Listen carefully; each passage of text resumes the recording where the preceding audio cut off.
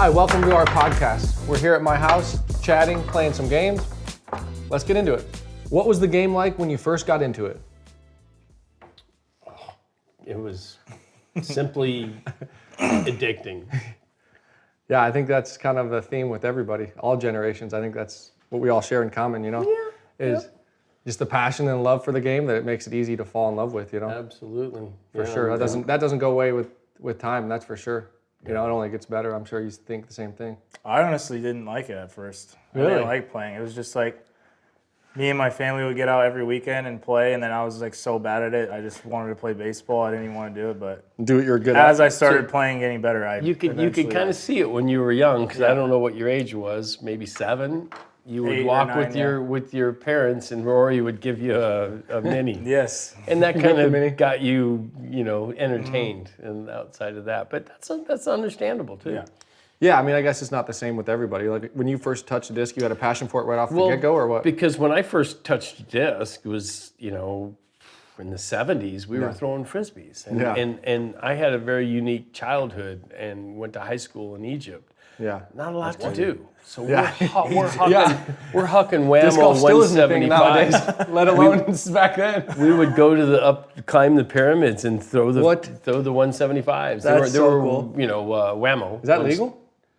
No, You you were weren't. climbing the pyramids? You weren't allowed to be on the pyramid. Isn't that like a protected freaking national world but freaking thing? Yeah. Lots Yeah. of people would That's do pretty it. cool, though. We would. Cheops is about. Hey, 7 about- years goes by, right? Isn't there a 7-year rule? You can't get in trouble. 7 years after the fact. It's like, But they would. The top pyramid, the biggest pyramid, Cheops had probably about 200 square foot of flat, and people would sleep up there. What? We would go Sacred, up there during when the lights were on. You're not allowed to climb it. It was forbidden, but they won't chase you. Mm-hmm. And so you'd stay there till the morning. And How long did it take to climb it? it could take an hour. Every step was probably about 4 to 6 foot high. oh, wow. Wow. So you're gassed by the time you're up there. A lot of it, I'm sure this shouldn't be recorded. Yeah. It depends on how much hash you were Right on. smoking. All right. The next question. Anyhow, so my point was really just I was throwing Frisbees for a long time. Okay. Yeah. Cool. Well, next question is, when did you first fall in love with disc golf? Myself, I fell in love with it immediately when I found the park. What year was it? 1984. I'm a What construction worker, climbing park. All right. That whammo I just showed you. Yeah, you did. I walked over there across the street. We were drywalling. It's kind of in his neck of woods near Fiesta Mall, and immediately when I saw them throwing, I was like, oh man. Yeah. You got to do that. It's something you want to do. Yeah. Yep. That's awesome. I was 2009 when I first really touched the disc in Ohio, and same course as the Jenkins family. So, so grew up playing there and just threw my disc straight up in the air 50 feet and fell straight down. It wasn't like I just went out there and ripped it. But somebody right had off to the turn you get-go. onto it, right? Yeah, I had a friend? neighbor guy. Yeah, a neighbor buddy of mine. He's like, hey, you should come play disc golf. I would always see him walking by my house. I'm like, what are you doing, dude? Yeah. You got this stupid bag thing, like. And you're aiming like his little that? dog. Yeah, and so he's like, yeah, come to my garage and pick out a couple discs. So I picked out a couple discs and I think like a DX beat to crap Valkyrie and like just a couple random discs. I think there's in a rock or something, but. Yeah, I just loved playing. I wasn't good or anything. I just loved it. Went over there every day. I could walk. I could basically throw a disc to the course from my house. That's a nice park. Yeah. That's how I was. Like when I first started, we would just use the discs that flew in our backyard because we were That's a good idea. on Emerald. So the discs would just fly back, and if people didn't come get them, we would just use them. And that's pretty much how I You got go around the started. course, people, hey, it's my disc. I don't care. That's exactly what I'm thinking. I'm just- going, I wonder how many discs I threw in his backyard. Right? Hey, got him started. Yep. Cool. And then what was the defining moment when you knew the sport was for you? Well, for me, I think once I started playing for about a year, back then, you played amateur Sunday $5 2 rounds, and I never won. I probably played 3 or 4 months, and they said, I got second, you handed me $25 and said, you're a pro. And after that, just getting in with the top players is... I think I probably played the Wintertime Open 6 months into the game. Wow. Wet as can be to the game, and I loved it. I loved it, and I believe Scott Stokely was also in my group the first time, and he was just a young phenom, Just crushing the disc, and throwing all horseshoe putts, and I knew right away. From That was a that. thing then, huh? People horseshoe putted back then? Mm-hmm. Did a lot of people do it or just him? He seems like kind of an off-the-wall dude. A lot of people did it because we had single chain baskets. Oh, you had to like loft them. So the baskets would just spit you out. So you had to like barely trickle it in there. Put in how we do. So a horseshoe putt has the nose down, Right, so it's almost slapping the top of your drops disc, in, and it wouldn't spit. Interesting. Glenn Okay. Whitlock was probably the best at that. Yeah. Me, my first moment that I knew I was wanting to just play the sport and going to be a part of it was just when I would go there every day, and the community was awesome. I got to compete, play a game that I loved, and got to see improvement. I think that's the coolest part. Being competitive and always playing sports, it was like, you want to get better. And so I was just self-taught, really.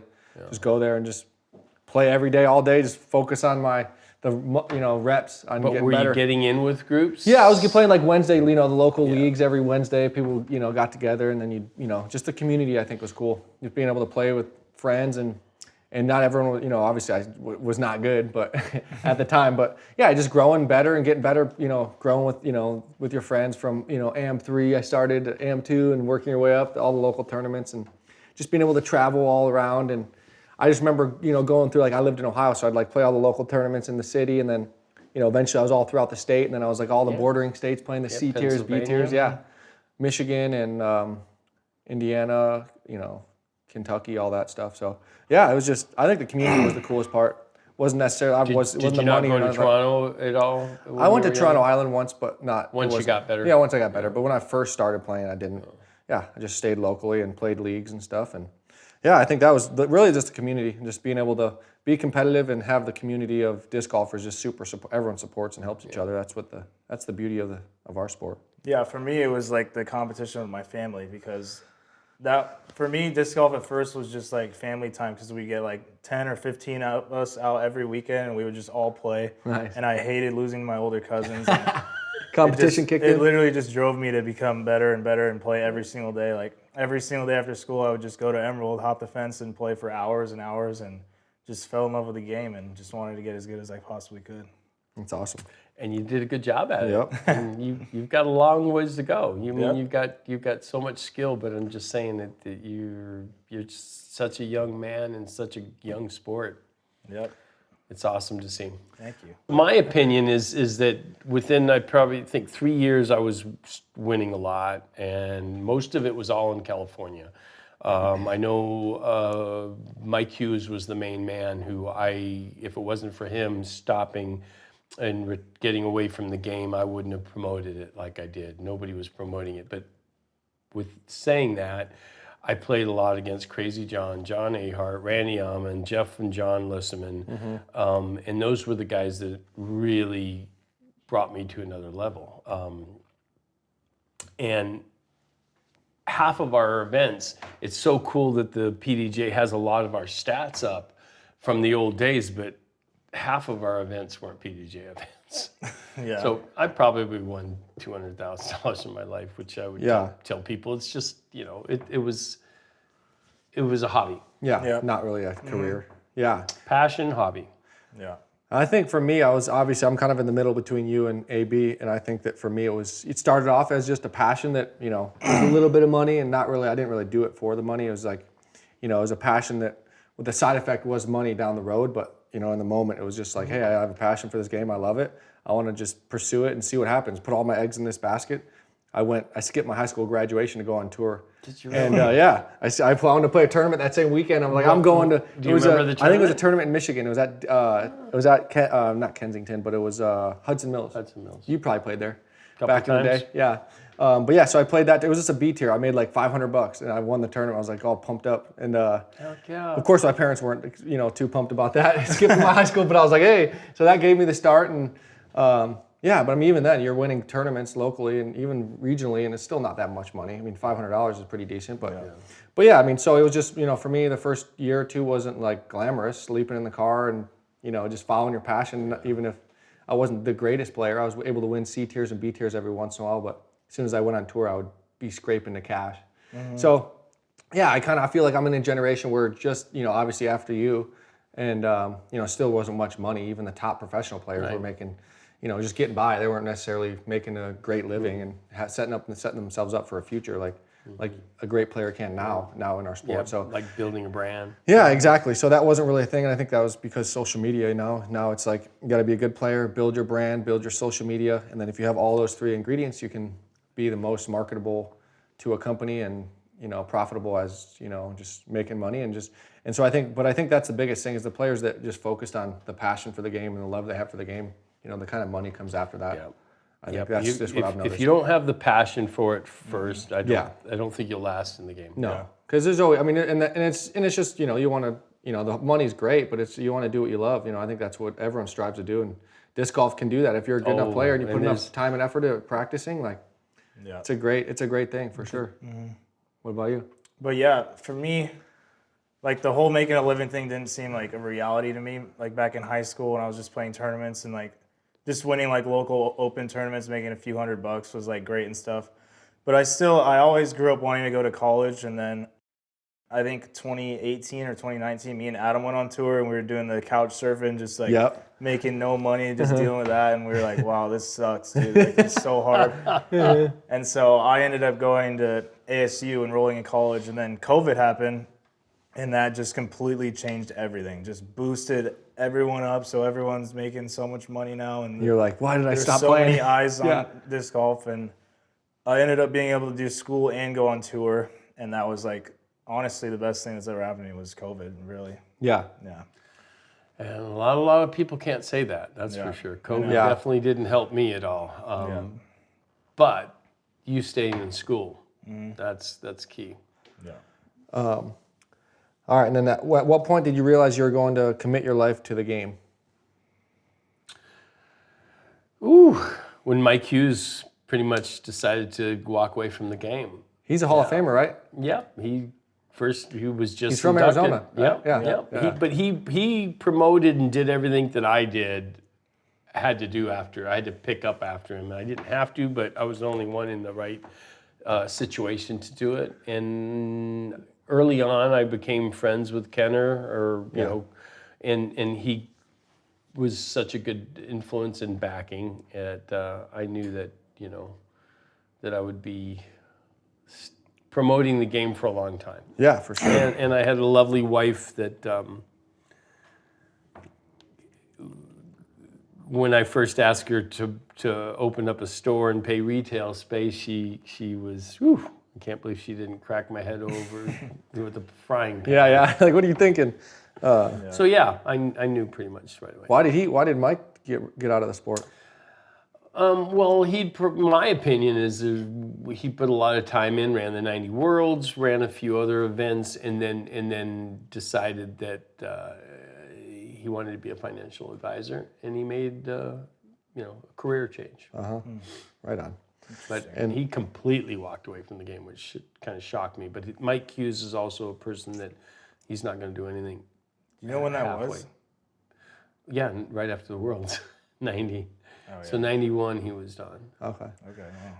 And for me, it was the moment I kind of realized I was gonna really make a career out of it instead of just following my passion. It turned from passion to career. I guess like 2 years in when I kind of went pro, I remember at the Brent Hambrick Open, you probably played there. Oh yeah, it was called the Columbus Open. Yeah, that was like the big local tournament, and that was at like 2 hours from my house. So I just thought about playing that tournament for so long, and I played really well. I remember playing like Barry and like Doss when he was like in his prime, and all these players, and I was like playing on lead card, and I was like felt like I was getting somewhere. Comfortable? Yeah, I felt comfortable. I was like obviously nervous and like looked up to these guys, but like I was I felt like I was a part of it. Kind of make that step from like just barely trying to cash. Now I'm like on lead cards at the biggest events that we had in our sport at the time, and so that's kind of when I cashed, and I actually took cash instead of because I was playing like amateur kind of /pro. So that's back when in the day. Went. Yeah, Gotcha. so I got like top 3 or 4th or something in that event, which was good back then, and I got like I don't know $800 or $1,000, which for back then was a good chunk. Smoking. Yeah, and so I was like, all right, I had to make the decision. I went pro, and I think it was a good decision, but that was kind of like the breaking point where I started. All right, like I accepted money. I gotta put dive in, put all my eggs in this disc golf basket, And so I was happy I did, but I just kept leveling up from there, playing, that was the first big, national tour back then, which was basically like what we have on the pro tour now. Was it same equivalent? Shortly after that, did you end up coming out and hanging with Feldberg in the King? Yeah, so I think that was in 2018. I thought when.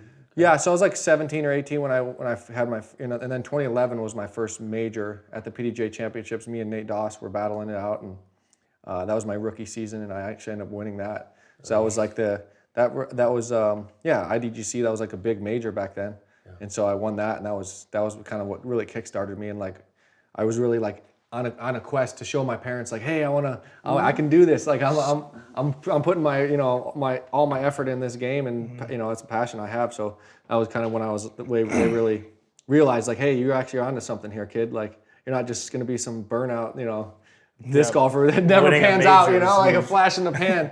So yeah, that was kind of my moment that I realized I could make this happen. Yeah, my shift into completely disc golf happened around, I think it was maybe sophomore year of high school, because I was still playing baseball and I was like splitting my time between both. But I think right after my 16th birthday, I ended up breaking my arm at a stupid trampoline park. Dumbest thing of all time. And so I couldn't play baseball anymore, so I would just go to the course. Right arm? No, my left arm. Okay. So I just go to the course with my sling and just rip sidearms all day. And I was like, all right, guess we're going all disc golf forever. That's now. funny. So that was like the huge mental shift for me. That's pretty big. Yeah. Pretty big. And you just wanted to make sure you didn't have any of your cousins beat you, or your dad. Exactly. I mean, your dad's not, he's a pretty talented player. Yeah, he's good. At what point did it take? How long before you got him in a round? I don't know, honestly. I don't remember. It was probably It's okay. 12, 13. Yeah. I don't remember. 12, I can't remember the last time he beat me either. So he's not going to beat you again. Unfortunately, age catches. Was the decision and execution of that easy? Like decision to basically dedicate yourself to the game and all that? Was that easy? So I guess it was definitely easy for me. I've been just my drive. I didn't get an education outside of. I had a really amazing upbringing, being raised overseas, but I didn't go to school, and I'm happy, content, just being an average person left alone, and I knew that it was a perfect fit for me, especially the love for Frisbees. Mm-hmm. Yeah. I mean, for me, it was a really easy decision in the moment because I was just so locked in on, hey, I want to travel around the country, play the game I love, and That's just key. level up. That was all I cared about. I didn't think any further than that. I was like, hey, what can I do? 5 years down the road, what kind of money can I make? I didn't think about anything like that. I was just, 17-year-old kid graduating. Living in the now. Yeah, living right then. I had packed up my Honda Accord, and I had all my life belongings in there, and I had my discs, and I just would go to the next tournament, and that's all that was on my mind is how am I going to get to that next tournament? And so did that long enough, and but that, like I said, back to that Brent Hamburg Open, that was the kind of the decision where I had to really decide if I wanted to take that cash and really make myself a pro. And so that was an easy decision because I knew, hey, I got extra money to help me, but I also that's my more motivation to keep practicing. Not only easy, but sorry to interrupt, but I think it's more. Usually, it's the best decision because sometimes if you just stay in the amateur, you don't grow. Yeah, There's you don't no play grow. up. You're not you're not getting to see Barry Schultz and Nate Doss and the talent that's out there. You're playing down. You're playing down to the amateurs, whereas you're playing up to the. If you get yourself in that position to actually play with those pros, you're like, wow, I want to be here. So you try to match their shots and play up to their level. Just any sport. You play or just to show them that you could do that. Yeah, exactly. Into yourself. That's an easy turnover. Watch me. I'll do it with my buddy. Exactly right. And a confidence. It's a confidence builder. Just doing that and getting yourself in that spot. Yeah, for me it was super easy because disc golf had just completely became my life at that point. And then I got so lucky being able to caddy for Macbeth in 2011, and that was huge. I just went up and asked him to caddy, and then that ended up sparking a friendship with him and my family. And then every single year for Memorial, he would come stay at our house, and it really allowed me to build a platform and almost start a brand when I was 15 years old. And I started so cool. winning AM Worlds and AM Nats, and that was it was just so easy for me, honestly, to jump all into disc golf. All right. When was the journey? What has the journey been like so far in making your passion your career? what has the journey been like? Well, for I guess the me, transgression of it. I mean, I'm sure you've kind of went in and out from, having a full-time job. You were a disc golfer, then you went to having a job, then you went to store owner, that kind of stuff. Well, so I was always working, and once I was able to compete in the open division after a couple years, maybe 3 years, I wanted to see America. And there wasn't a lot of disc golf going on around here. La Mirada Open was one of the biggest events, and it went away. And so I started, traveling out and just to see America. I took a little cruise out to the Midwest, and I think it was 4 or 5 tournaments from Albuquerque, Dallas to Louisiana, and then to Kansas City. I won them all. That's and awesome. I was like, oh my God. I think I'd never seen the courses, and I think that's the biggest thing too. Like back in your day, it seems like people played disc golf as like disc golf was almost, not that it was a side thing, but like people were on tour traveling the country and like a side of disc golf. Now it's like you have to dedicate your life to disc golf, and then traveling's kind of aside from that. Right. And back in your day, it seems like people were having jobs. They did I remember Ron Russell had a ladder on his truck. He was doing roofing on at the same town he was doing disc golf in. So it's like people would travel, but the disc golf was kind of a side thing. Now it's kind of flipped around. Like you have to dedicate your life. You have to work out. You have to take yourself seriously as a professional. And then you still get to travel, but that's kind of a side effect of being a professional athlete. And I think that's a big part of what's changed in our game too. Is that? And I'm not saying that obviously you guys were very talented players and stuff. It was just more of the mindset was a little bit different because you didn't have the money and stuff to motivate you and all these different factors like we do now, So it's like, I think back then it was like, even if you were one of the best players, you still couldn't barely make a living, even if you won every tournament, aside from maybe Climo, and that's, pretty much it. Yeah. And other than that, it was, there was really nobody that was able to sustain themselves full time. We did it for a passion, and if it paid, if you won and you paid for your trip, it was it was a bonus. Yeah, right. Absolutely. Yeah, my journey's been obviously, I feel like I'm in a unique spot where it's like, I'm kind of the bridge between your generation and his generation. Yep. But yeah, I think for me it was obviously, a big change from the beginning of my career, and when I just got out of high school, and then taking my first cash, and then rookie season on tour in 2011, and then even those months are still a good when was COVID 2020? Yeah. So I was playing a good amount of time before any real amount of money came into it. I think that 2012 and 2020 is 8 years or so, and a lot of those times most of those times were just national tour events.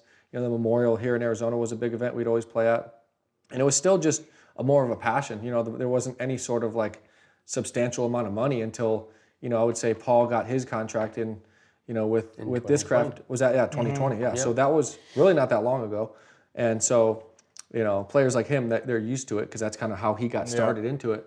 But then you have the players like me and Paul and our generation, whereas you paved the way for us, and then we paved the way for and it's just the cycle is gonna continue going. Just like any professional sport, there's always shifts in the sport, where you have players that come in and they play and they have to go through their prime and they play, and as an athlete you want to try to sustain as many shifts as you can by like LeBron does. He's playing with every generation for the last 20 years. Amazing. You always have those athletes that do that, and that's very respectable. But yeah, for me it's just it's cool to see, like I said, from kind of where you kind of stopped playing and then I started playing in that era, 2009. When did you stop playing really? 2000, early 2000s? Professionally, playing tournaments. I know you were not fully. So the Memorial got built more because Discraft would help me out a lot, and I would turn a lot of the discs I got and I would sell them and raise money. Yeah. To run an event and have the best players come to me because I wasn't going to them. Right. I wasn't touring. So it was early 2000s. Yeah. Yeah, for sure. Yeah, and it was just, it's just something you do when you have kids. Yep. Honestly, it's super top heavy. It's just these last couple of years have just been a huge progression so fast, so rapidly. The sport's grown, and just financially it's become so much greater these past few years, and growing up through the tour, it was hard for me to go out on tour because I didn't really know anyone on the tour, so it was just me and Adam couch surfing whenever we could. We would do little tiny tours in the Midwest. But now it's so easy to get Airbnbs, and social media is so. Yeah, you post on a page. Yeah, you post on a page and people are yeah. So yeah, it's just been super quick recently, honestly. It's just starting to pick up. But also too, I mean, it has to be a lot of it. I know you were with Innova first, but once you started, coming around and whether Paul helped you, whatever, you had the opportunity to kind of say, hey, I like this disc, and can you make it a little more beefy? Can you do this and that? That had to be really, really Discraft. awesome. Discraft coming in just completely changed my perspective on manufacturers entirely because they're just so hands-on and Ricky probably can attest to that now. Yeah. You can they'll send you a mold and you're oh, I don't like this, this, and they'll just tweak it for you right there, and then a week later you got a brand new disc and ready to throw exactly what you want. Yeah. In the older days, when there was only me, Wisecup, Stokely, Valencia, the wintertime he would send me discs and I would go right out to the ball field right there at Vista, throw them, and immediately tell him, okay, I didn't like this, I didn't like that, and the next day, 24 hours, he'd send in another. Really? That's tweaked. cool. That's awesome. I mean, they're just, but my point is not trying to really tote what Discraft has done. It's just it's gotta build your self-esteem and make you feel so much Make you feel better. more professional. For sure, yeah. You're actually Right. Yeah, your insight that deal you've to them, accumulated throughout your career by throwing these discs as much as we have, you learn a lot about how they fly, how they feel, how that affects the aerodynamics, all that stuff. And so we can offer that insight to a company. Some of it you can, you just have to grab it. You don't even have to throw it. Right, you can feel, yeah. That's going to be understable or overstable, yeah. Dan, you toured in a completely different era when there was little to no money or recognition in the sport. What was the touring landscape like? Well, the touring landscape, I mean, a lot of it, I think, when I first started playing and getting out there and going into towns and playing tournaments, you did it, everything you did for the love of the game, but it was more we knew we were grassroots. I think myself, if I was, a little farther in age and it was corporate ran, I probably wouldn't have been so devoted to play the game. I liked the fact that it was grassroots and you got to really get into it. But the touring was, I mean, there was only about 4 or 5 of us that did it. It wasn't a big bunch of people, 20, 30, 40 people. Yeah. And I got to say one little joke. When the first year I went out, I rolled into 89 Worlds was in Iowa, and I rolled up to Minnesota before the Worlds, and I played a tournament. And Play Composure? No, Composure just got in, but Okay. it was a course called Highland, and they changed it into, it was only 9, but they changed. Long story short, I think like a 12 down, and I walk in with the guy in my cards, and they hand it to the TD, and he's like, hey, Jeff. I remember the guy's name was Jeff Blunt, one of the better players at that time back then, and he's like, this guy cheat? And I'm standing right next to him. I'm standing, and he's like, there's no way, no one's ever shot that. And then, so back then there were 4-round, 2-day tournaments. I shot better every round. That's crazy. And so you shot better than 12 under every round? I think I won by 30-some points. What? Yeah. That's crazy. Just such a young game. Yeah. What was the typical mindset of the touring pro back then? Boy. Can we say that on here? Yeah, definitely. A lot of them, the typical pro out there was the mindset, obviously, is to win and do what you can, but there was some just, there's always crazy stuff, people hothead and would try to pencil whip or cheat, and it was always entertaining. There was no dull moments. A lot of personalities from the players. It seemed like back then that everyone had such a unique personality. Yeah. You had the hotheads, you had I'm sure the Brads partiers, and then the partiers, of course, But you could drink back then, and play for the most part. Yeah, I mean, absolutely. Probably at 19, you could drink almost everywhere there. Yeah. in the Midwest. But we had a gentleman, Dwayne Utek, who had a huge a successful advertisement company, and he was out of Rochester, New York, Michigan, which is just north of Detroit. And he started the Can-Am. He didn't start the Can-Am, but he made the Can-Am really, really a big event, and he put a lot of money in it. And this is 1991, and everybody, the mindset kind of went, oh my God, this is where it's going. Just me and Valencia, the last tournament, I won the tournament. Valencia won the overall series for Can-Am. We had like $8,000 cash. Wow, that's good in back our then. truck. Yeah. And this is 91. We're thinking, woo! Oh yeah. Yeah. So the mindset was good. It was mostly about just showing people what talent you got. For sure. Yeah. No different than it is now, really. Yeah. Without modern navigation, how did you get around the country from event to event?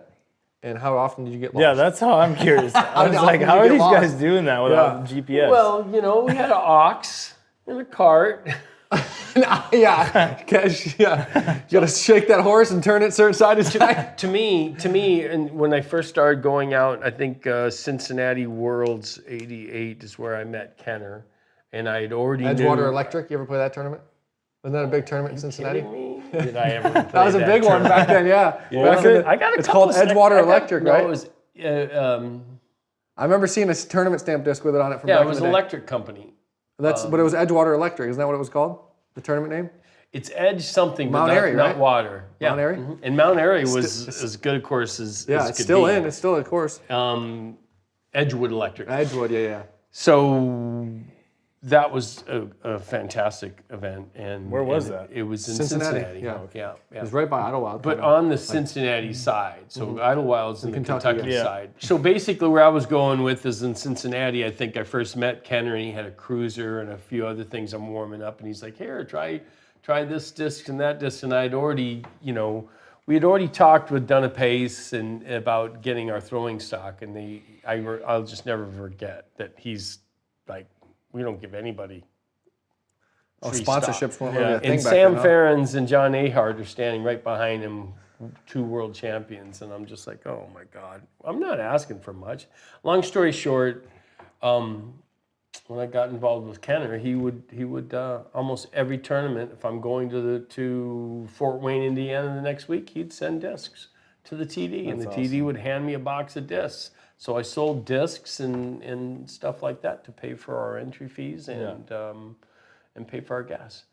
I had a really nice small 4-banger English Perkins diesel truck that got 500,000 miles. Wow. And, Holy and crap. I had a shell on it. Did you sleep in the back? Yes, I did. And Nice. people would think I'm crazy because I'd usually stay with somebody's, you'd stay at friends' house. Yeah. But I You slept have your in bed? my truck. You have your bed? Yeah, and they're like, well, dude, we got a spare bedroom. I'm like, no, I need to get up early. Yeah. Most of them were partying too much. Yeah, exactly. You don't want to be waking So I up. slept in my truck. Yeah, and it was, it worked. Yeah, you're comfortable. It's like your room. Disc golf is now filmed and followed like never before, and you guys make the money you do because of it. Yeah, I think that, like AB said, I mean, there was always, back in even between, Dan and my generation, there was, a big jump in just live followers that would come out to the tournament and stuff like that. So that was always, that was definitely got better with whenever I was touring, and up until, like I said, I think 2020 was that breaking point where we had more people in person. We had the live coverage. The Jomez really started popping off, and all the live, coverage on YouTube. And so I think that was a culmination of everything. The live coverage grew, the in-person followers grew, and everything kind of just fell into place as far as the amount of eyes in our sport, whether it's live or post-produced, whatever it may be. And I think that's something that, helped all of us new athletes and players build a brand, because you're able to market real easily. And if you play well, and if you, once again, back to your passion, if you're passionate about the game and you put in the effort and the work and practice enough to really get your game to be better than everyone else, you're going to force yourself in front of people, which is how you build a brand, and so absolutely. it's just all boils back to the passion. That everything else falls into place if you're passionate about what you do, and you have a good work ethic. There's a lot of things that obviously have to fall into place. That's not the only 2 things, because obviously there's a lot of different, as any professional sport, you can have a passion, you can be hardworking. It doesn't mean you're going to make it in the NBA, NFL, none of that. So there's a lot of other things that have to fall into place too. But yeah, I think that that we definitely got lucky in a certain sense, as far as when we decided to turn pro, and when we how it all played out with the COVID. Like you said, the COVID boom, I think, is a huge huge turning point in our sport for players like us, and how we're able to capitalize on just being good at our sport and how to market that. Yeah, I remember when I was like 13, 14 on YouTube trying to find disc golf videos, I would just type in disc golf and then change like the relevance filter to most recent, and I would just sit there and refresh, just waiting for a new video to come, because I'd already watched, I feel like, every single disc golf YouTube video ever. That's funny. And then it's become, nowadays there's hundreds of thousands of YouTube videos every like month just being posted. You still do disc that? golf. Relevant? No, I can't keep up with them anymore. No, I know, yeah. It's become so crucial to like creating our brands and marketing ourselves nowadays that it's just can't watch everyone else, yeah. There's so many different platforms That you have to like keep up with. TikTok, Instagram, YouTube, and it's just Facebook, yeah. it's become all about getting as many eyes as possible on yourself to grow your brand, and like that's pretty much like our yeah, job. for sure. Make some money. Yeah, Yeah. that's how we make money. How much or how little do you think of your job as being entertainers rather than athletes? It's funny because I think for me it's like I'm an athlete, and if I'm an athlete to the best of my ability, then the entertainment part's going to come after that, because I'm Transfers. yeah, it transfers, Yeah. exactly, as opposed to like the other way around. If I'm trying to go out there to entertain people, then that's a little You're different losing than an that athlete. competitive edge. Competitive edge, exactly. Like I'm trying to be an athlete, trying to win, and then people get entertainment out of that. Everyone likes a winner. I mean, that's just how sports is. Absolutely. So if you're an athlete and you're winning and you're doing the best you can do, and you have enough skill to win, then the entertainment is people are going to get entertained by what you do. And so just being genuine with yourself, and that translates to fans and followers for me, really, really well. And you don't want to do anything out of the ordinary. And like I said, because people notice when you're being genuine. I think that's the most important part. Is that's how you build a genuine brand of people that fully support you through the highs and lows. I think that's kind of the emotional stuff. Like sometimes you're doing well, sometimes you're in a slump, and it's all about people that ride with you are the people that are there from the start and really see you for who you are. And I think that's, as an athlete, that's important for me. Just being able to capitalize on a genuine audience. Yeah. Perfectly said. Yeah, for me, it's like number one priority is to be an athlete, and like with being an athlete comes all the seriousness and like the stress of all that. But for me, being an entertainer is really fun too, because I like posting like the YouTube videos, and like I like reading all the comments on YouTube videos, because I feel like if you're watching someone's YouTube videos, like you like them for the most part. So you don't see any like the bad hate comments on YouTube videos, but I honestly love the entertainment part. It's just so fun for me, and obviously being an athlete is always going to come first, and being competitive. But I also think almost in any sport, a pro athlete is an entertainer. Yeah, I mean, exactly. It comes hand in hand. 100%. So this one's for Dan. How has the surge of money in the sport affected the overall culture of disc sports? I would think that most people never would ever guessed, if they were playing in the 80s, that we'd see anybody making $1 million or more a year, or have the opportunity to. Right. Myself, I did see it. I figured, and I still say it to this day, that I think the game will grow good enough to take over ball golf. Yeah. We won't be around. Right. It might be 400 or 500 years from now. But this game is so much easier to play, and doesn't take all the it doesn't take as much land and infrastructure and everything. The growth is it's been super awesome. I know from being friends with other people and myself, it can be a little depressing at sometimes when you sit there. Like I was telling AB, I don't watch any of this stuff because I want to be out there. Right, I'm not a person who's, I'm a fan, but I'm not a fan. You're a player still, yeah. You want to go out there and you want to throw, yeah. So, question that's not on here, but I think it'd kind of be cool, is just sharing 3 stories of being on tour, your favorite 3 moments that I've kind of thought about it, and I think I've got 3 in my head that I can share. But if you want to, I'll go first, and as I'm answering that, you guys can kind of chime in after me if you want to. That. Okay. So 3 for me is whenever I went to Australia. So I went to Australia in, I think, 2014, I believe, and I turned 21. It was my 21st birthday. And so 14. that was super cool. I played the Australian Open, I remember, and I I'm sorry, I'm mixing it up. It was the Japan Open. So it was the Japan Open, 2014, And I went there. It was like one of my first real big international trips. And it was my 21st birthday was like the day of the final round, I believe. And I was going into it. I had all this pressure on me. I was like, oh, I want to win my, I think it was my second or third major at the time. But yeah, it was just all this pressure. I think, all the good players were there. Nico was there, Feldberg. Basically anyone that had Avery, all of them. Like, so all the best players in the world were there, obviously trying to win the major, and I was winning.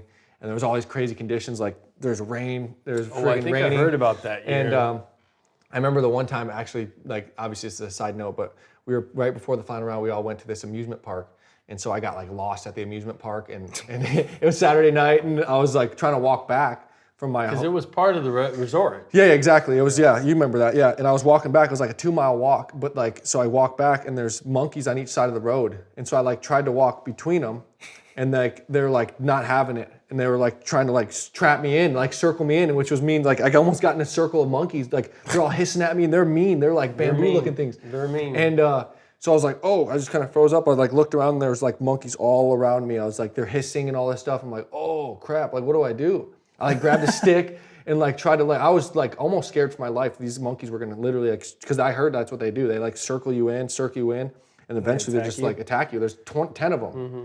And I was panicking. So I just I eventually like kind of like shoved one to the side and just ran. Dude, it was like they had their like teeth or whatever, like they were showing their teeth. It was not fun. Yeah.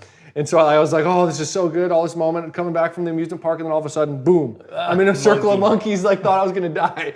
And eventually I sprinted so far to I was never sprinted that fast in my life, but crazy. So someone else, it happened to someone else as well, actually. In that same week, is they were going to eat breakfast or something. They walked down the resort and there was monkeys everywhere. They said, don't look at the monkeys that like asserts dominance or whatever. And but anyways, I remember someone else almost getting trapped in this circle of monkeys. That's like their way of attacking, I guess. But and then kind of brings me to the next story is like as soon as I turned 21, they had sake bombs, and that was kind of my nickname. Is like everyone at my local course used to call me, oh, Wysocki can bomb the disc, and then it turned into sake bomb. And then I was in Japan, and I was doing the sake bombs in Japan on my 21st birthday after I just won. Yeah, and so that was just a cool moment that I will never forget. That it was kind of a full circle moment. My birthday, sake bombs, and the monkey stories, just getting the full culture of Japan with the monkeys and the sake bombs and all that. So that was super cool. And then my second story is when I would go to Europe. So we obviously went, like Europe's been a thing for a long while. I used to go with Feldberg and Devin Owens, and I was sponsored by Latitude at the time. So we went over there, and the major was in Sweden, Skellefteå. And just a super cool experience being able to go over there and go with some of the best players in the world. We'd share rental cars, and we'd go after the tournaments, go and party, and we're in Europe. We're like, oh yeah, this is so fun, and we'd go to just go out on the towns every night and play disc golf and just being a new kid, on the block. Like you get to party and hang out with some of the best players in the world. Like that was so fun. Did you get to spend any time with Tomas? Tomas Ekstrom, yeah. I remember going to his house for sure, and I remember whenever we took some discs and he lives by like a river, and we would like try to chuck him across the river. Like it was probably like no way we were making it across the feet. He was a great golfer. He was, but and we'd all just throw a bunch of like brand new like discs that he had made in the factory just right in the water because we were trying to clear it's like 1,000 feet. We're like, yeah, we can get it. No way. But yeah, just those little things like that, and then. I'm at Feldberg, of course. He's a character, man. He's a great teacher, and he's a very smart disc golfer. So he's got so much personality. So I was traveling with him, and then up till kind of recently, I used to start going to Iceland as well. So Iceland, I have a buddy in Iceland. I was telling you that we went to this blue lagoon. We went to there. That's like basically just a big volcano where it heats up the water and pops. Yeah, so that's always fun. And then I went to like 6 hours from the main city to. Basically, this big old glaciers everywhere, and so we basically got to just walk to these glaciers. Like some of them are like the size of a house, and like humongous icebergs. And I got to jump in the water and swim around, and just go and amazing glacier like national park type thing. It was just amazing, crystal blue water, like the bluest water you've ever seen. And I felt like I was gonna get frostbite on my toes. I went in there and I was like, holy crap! It was probably like close as you can get to 32 degrees. So I went in there. I was like, oh, I'm gonna swim out to that iceberg. So I swam out there, and I felt like I was gonna seize up and fall right to the bottom and just freeze forever. That's literally what it was. Like, because I like cold water, but that wasn't even. I think I'd rather want to fight the It wasn't even monkeys. real. It felt like the water was That's literally crazy. still frozen, but somehow moving. It was like insane. Well, it seems like it was it so probably cold. was. But yeah, so those are kind of my 3 that stick in my head. Let's see here yours. Well, traveling, Yeah. I mean, that's great because Yeah. I played the Japan Open in the early days when it was in Tokyo. Okay. And I Did would you take the train, the bullet train? Yeah, Yeah, right. that's always From cool. Narita, because from Narita airport? it was about Yeah. 90 kilometers or so south of Tokyo, and then Nishitashikawa was on the other side. It was a 4 you speak Japanese, don't you? I could speak just a little bit. Yeah. In just the whole experience of going. I was raised in the Orient, born in Thailand, and Is it similar to Thai? I love Thai and Japanese are similar? It is and it isn't. I mean, they're different. It doesn't snow anywhere in Thailand. But I'm saying the Let's just language. tell you that. The language. No, Okay. no. It's just completely different. But Crazy John and Sam were working there, and they were great hosts back in the day. And you'd go out with Crazy John and go to the we'd take a 3-hour subway ride across town and go to some pub, and there'd be Crazy John's posters. Just You randomly? yeah. Well, they did it on purpose because he was got promoting himself- his events, yeah. That's right, cool. Right, but so back to Japan, it was always just a fun Yeah. time. Did you go over there multiple times? Yeah, I went 4 times. Oh, 4 times, yeah. okay, cool. And then my kids started getting a little older, and that's when. So by probably 97 is when I stopped. Was Rico going when they were there? Well. Steve Rico was So always one playing of the well in Japan, funniest I remember that. stories is Bamba. Stevie was too young. Bamba was, instead of taking the bullet train, grabbed a taxi from Narita Airport, which was about a 6-7 hour drive, and it What? cost him $500. What? Maybe $480. That's crazy. And we were didn't know just any better? No, well, Bamba was probably 20 years old at the time. Stevie was probably 15. That's a lot of yen. And Isn't that what they use, and yen? boy, did Japanese we yen? just dog, Yeah. yen. But so I could go on and on about great experiences. Mostly, I think the best experiences were really meeting new people that were super cool, that would put you up, just like Bob West. I think the PDGA still does do a Bob West Award, Sportsman think of the so, Year. I first met him here in Phoenix, playing a tournament. And Does he live here? No, he's from HB. Okay. Same place where Beth? Paul was Yeah. living. And so he was just so friendly. He's like, you got to come out. And within 2 weeks, I'm playing a tournament in HB. That's cool. And unfortunately, I think really soon after that, he had an aneurysm in his sleep and passed. But the biggest thing for me, just because there wasn't a lot of money in the event, is I always wanted to win over $1,000. Yeah, that was the mark you wanted to hit. Yeah, and this is 1990, and I won the Can-Am finals, and we played $100 skins. Is that Toronto?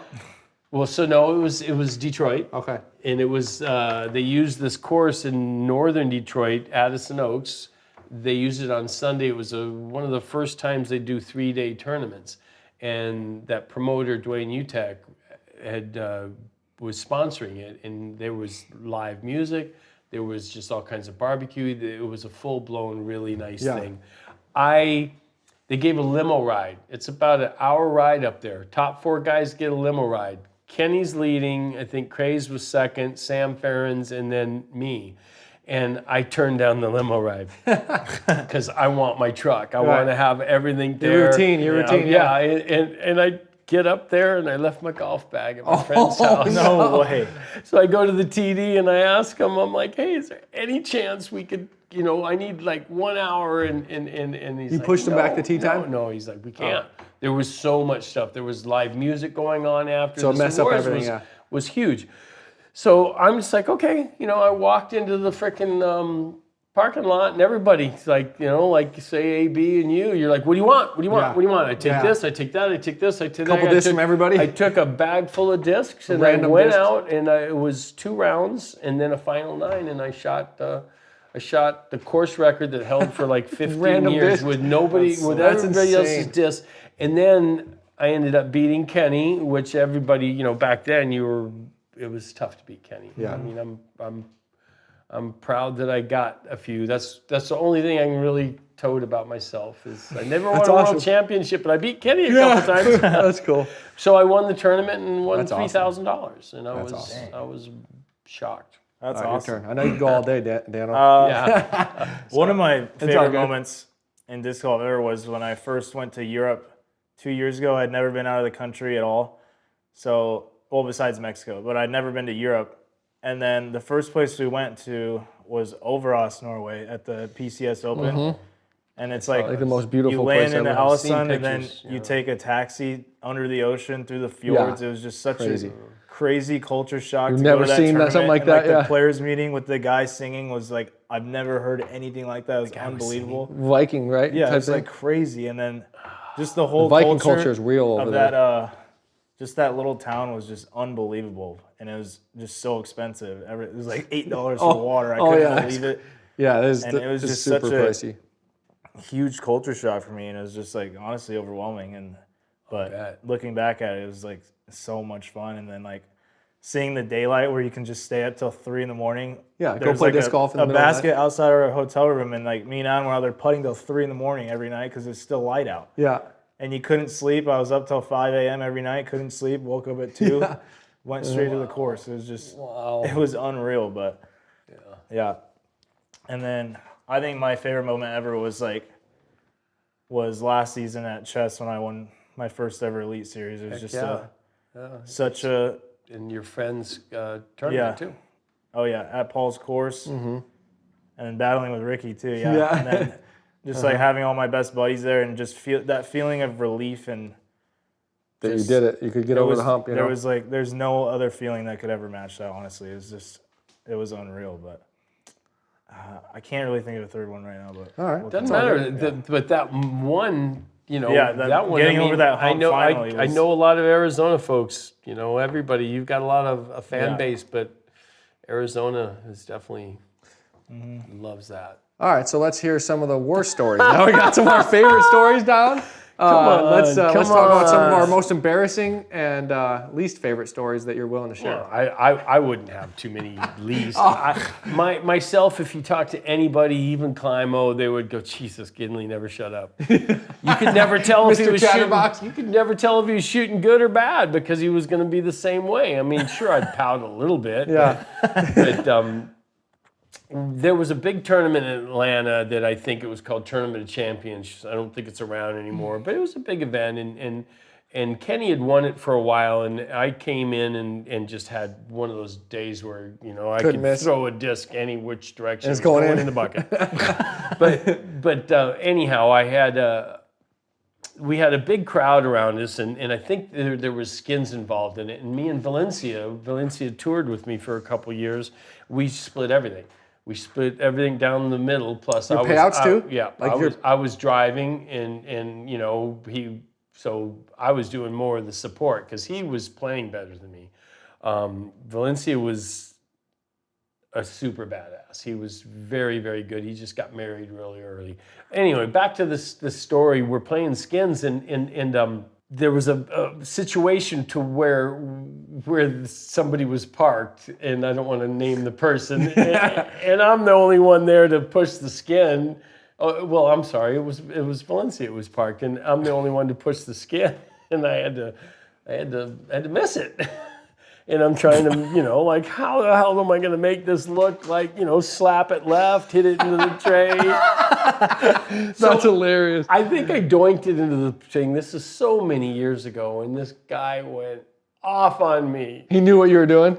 how far was the putt? With 500-600. Well, it was under a tree, so I got that going. I'm on my knee, but it was 12 feet. God, yeah, probably. 15. And you're a good putter, I would huh? never miss any You're a of good that. putter, yeah. That was the only thing I was good at. I had a decent drive, but I would hit almost A lot of every putts. putt. That's funny. So it was just, Clonk. I was so embarrassed because all these people were just nobody said anything, but this guy was an a-hole. Yeah. It just gets into me. And then I walk up to him and I'm like, dude, man, all you had to do was park it. Which pissed him off Yeah, even more. that's so funny. That was probably my only really embarrassing. So I had my embarrassing moment was early on in my career. I think I was getting ready for like an AM2 tournament. I wasn't even AM1 yet. So I was working my way up. I had some buddies from the local course.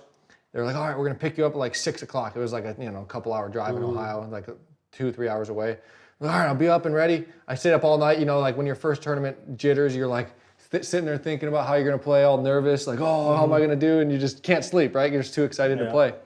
And so I had that going on, and it got to like 4 a.m. and I was just like, I eventually was like just laying there. And eventually I like crashed out, and I was like, and I didn't plan on that.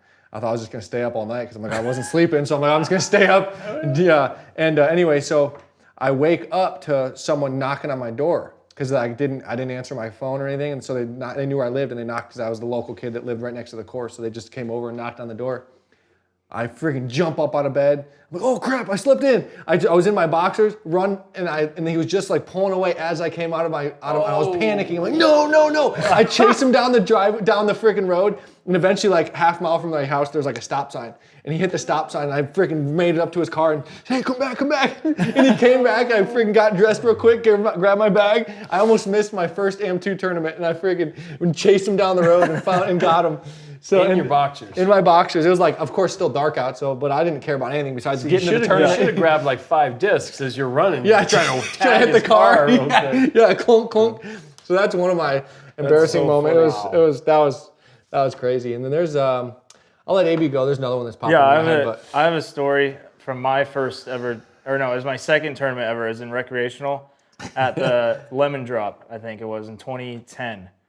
So we were playing the tournament. It was so fine, so beautiful out, and then boom, just torrential downpour. Everything is just a complete mudslide. And I'm 10 years old, and I have my mom caddying for me, and I like slip in the mud, fall. I'm just covered in mud, and it's just pouring rain. Like we couldn't even see. Like everyone was hiding under the trees. And then we all ended up, every single person in our division except one guy ended up dropping out of the tournament, and he won. By default? Yeah, literally. Oh it was the worst experience ever. I was like, I'm never playing a tournament again. This is so dumb. That's crazy. Well, that's extreme golf. Yeah. I played, especially at they Lemon Drop. have a tournament called Kiss the Sky. It's at 11,000 feet in Aspen, and man, that's the same way. That Lemon Drop is brutal. Yeah, especially people drop out, period, because it's so exhausting. Yeah. It's so hard to walk that They can't mountain. hike. Another embarrassing moment wasn't really me. I was already a top player and well known in the sport, and it was Albuquerque State Championships up in Sipapu, which this course was really beautiful, especially back in the day. We didn't have that good of courses. It was old ski resort just outside of Taos. Yeah. And a buddy of mine comes in and he comes walking over to me after our round with the TD. And the TD respected me and knew me a lot. And I was the state coordinator for Arizona for a long time. And he's like, Danny, we need to talk to you. And my buddy, who I trusted very much, I don't know if you remember David Dollar, young. Yeah. Mm-hmm. So he was just a local, didn't really play a whole lot. But he's like, the whole group had said, this guy birdied like 5 holes he never got. And so there was a confrontation, and they wanted me to deal with it, and I'm not even the TD. And I'm like, I go ahead and I get the guy, and we all get together and we talk about it. And the guy, the guy wouldn't back down, and he was clear that he got, and they kicked him out of the tournament. Yeah. And even though we gave him the warnings, this is early in the days where it was, I felt so bad. It's just like, come on, dude. Why didn't you just say, you know what? Okay, I made a couple mistakes or something. He doubled down. I was super embarrassed. He doubled down on the cheating. Because we know it happens. There's always people that are going to pencil whip. And I have one that pops in my head, but it's not necessarily embarrassing, but it's kind of like just a crazy story. So I'm driving from early on, I don't know, probably like 8-10 years ago, something like that. Driving to New Mexico, there was a big tournament in Ruidoso, I believe, like a mountain course. I think it was a state championship. Yeah, state championships. Yeah. So I was driving there from like North Carolina, where my parents lived in Carolinas. So it was like a 30-something hour drive, and I was just, of course, when I was younger, I just drove until I got there. I didn't stop for anything but gas. It was like 2 a.m. I was in the middle of Oklahoma, and I'm driving through like just a green light. I had a Honda Accord I still had that car. Green light. and all of a sudden I see this semi truck coming like about to T-bone me. I'm just driving here. I look over. I can still have flashbacks to this day of like, because I'm traumatized by it. I get freaking completely smoked by this red semi truck that had run a red light. Completely clips my car, misses my legs by like this much. My front end completely disappears, and I'm just sitting there. And I'm like, and I wake up with my head on my steering wheel. I'm like a foot from going into a lake because he like hit me and like shot me almost into a lake. Wow. And so like I'm completely passed out. The airbag went off. And I got knocked out or blacked out or whatever. And I'm sitting up my face against his, my car's smoking, all this glass everywhere.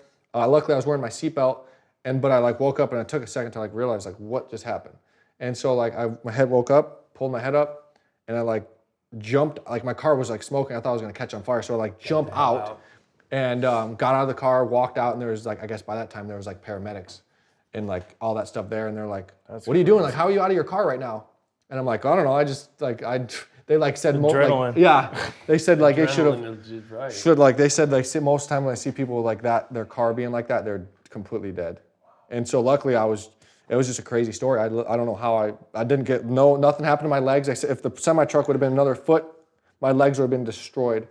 And so luckily, just whiplash, and my car was smoked. But yeah, that was a crazy story. No, I didn't actually. Mostly because that was my first thing I thought. I was like, I wanted to still go to the tournament, but my car was cooked. I couldn't. It was not drivable, and I had to like find a car, and I didn't have enough time. I tried to make the tournament. Trust me, I tried to get a new car and get there. You did. Yeah, I don't doubt that. But yeah, that was nuts, and I just had whiplash. I had like a big old seatbelt mark. Other than that, I was very lucky.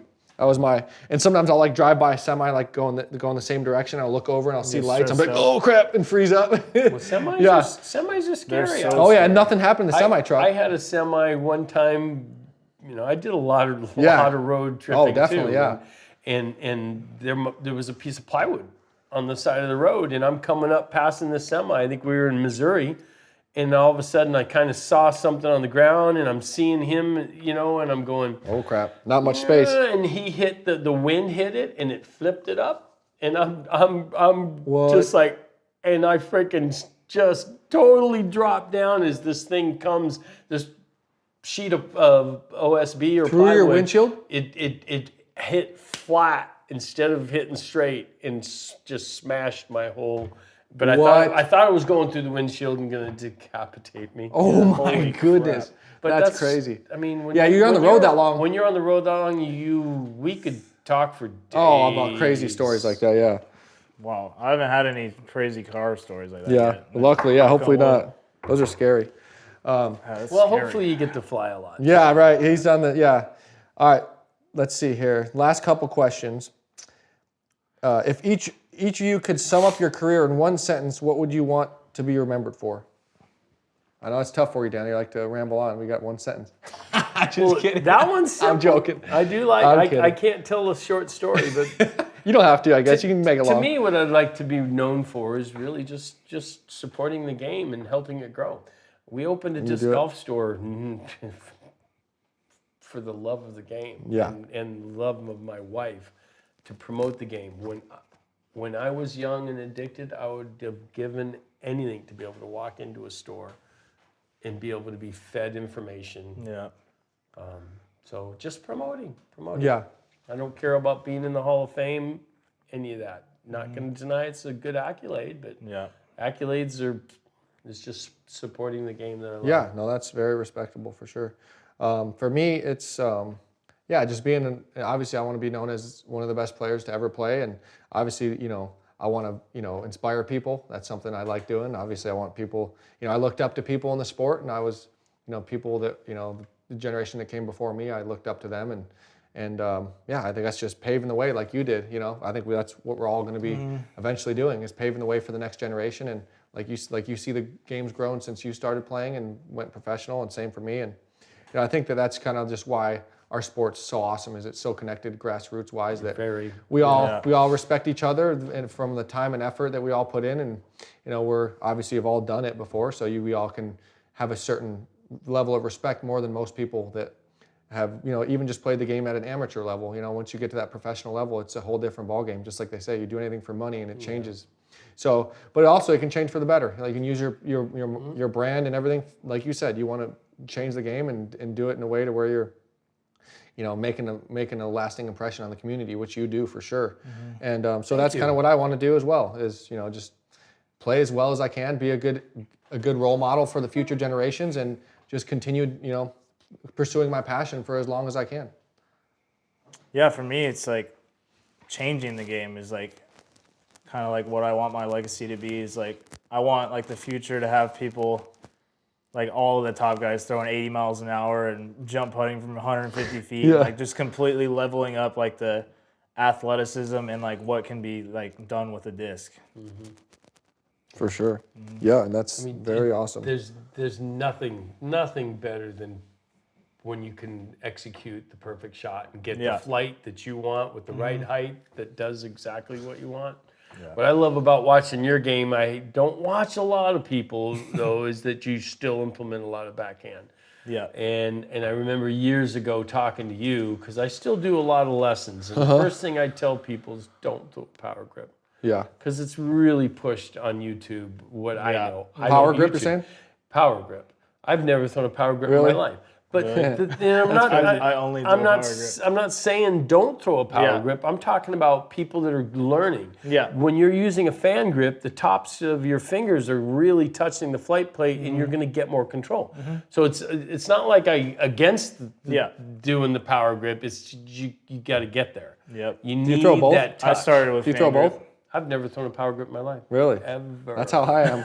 That's crazy. I never have either. But he's all power grip. Well, I know that, and because back in the day when we first, I'm starting to throw power grip now. I got to know you pretty young. You got to play on our team one year. Unfortunately, they quit before you got older. But San Diego team was. Yeah, that was so fun. I played on that. Did you? I know you've been it, but did you play? I played on it. Yeah, I was the 16th. So cool. That's awesome. That was so fun. How do I forget that? Oh, I had to be the captain. I know your dad did. Oh, I played. Was you with me and Felberg and Devin on the team? Felberg, really? Were you?